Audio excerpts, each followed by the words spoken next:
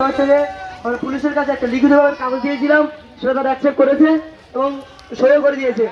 তো মিডিয়ার সামনে বলেও দিয়েছে যে তারা স্টেপ নেবে। আমরা দেখবো, সামনে ঈদ রয়েছে, যদি এর কোনো ফলাফল না পাওয়া যায় আমরা ঈদের পরে আবার পরবর্তী রাস্তায় নামবো।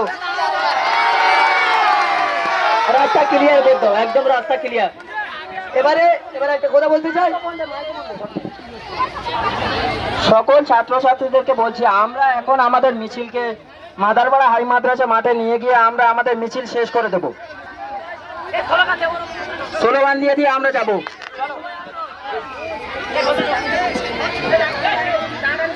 কেউ বাড়ি যাবেন না, মাদারপাড়া পোল বন্ধু আমাদের সাথে আসুন, সবাই আসুন, স্লোগান দিয়ে যাওয়া হবে।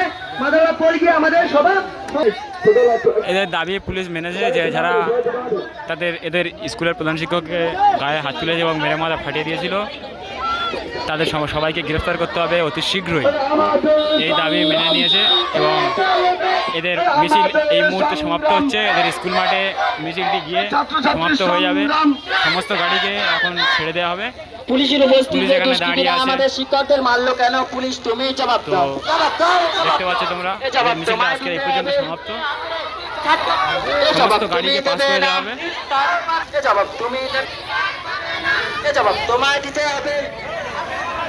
প্রায় 11টা থেকে 4টে, গত 5 ঘন্টা এখানে সমস্ত গাড়ির ড্রাইভাররা শুয়েছিল গাড়ির নিচে। তো তাদের এখানে আন্দোলন শেষ হওয়ার পরে গাড়ি স্টার্ট দিয়েছে, কারণ সমস্ত গাড়ি পাস হবে। দেখতে পাচ্ছ কি হালে গাড়ির লাইনটা পড়েছে, দেখো।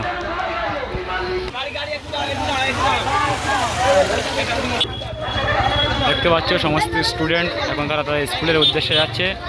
স্কুলে ওখানে গিয়ে তারা তাদের আন্দোলন শেষ করবে।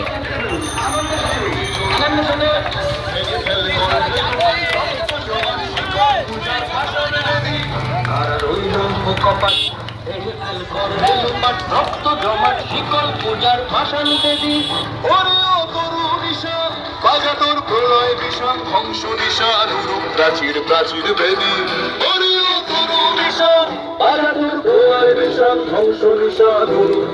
প্রাচীর বেদি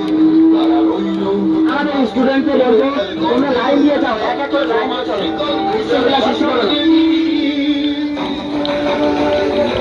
সবাই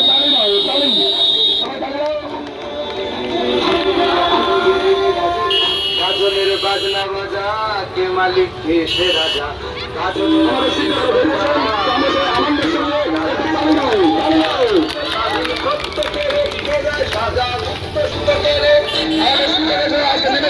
এবং